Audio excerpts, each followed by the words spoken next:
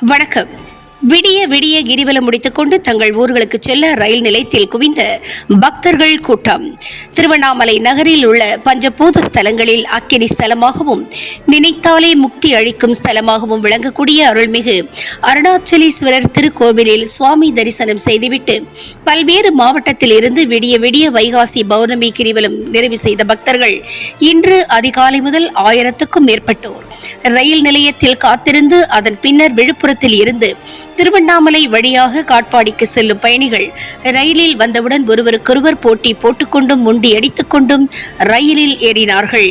பின்னர் ரயிலில் ஒருவருக்கொருவர் பக்தர்கள் தாக்கிக் கொண்டதால் அவர்களை ரயிலில் இருந்து இறக்கி ரயில்வே போலீசார் விசாரணைக்காக அழைத்துச் சென்றனர். இதனால் சிறிது நேரம் பரபரப்பாக இருந்தது.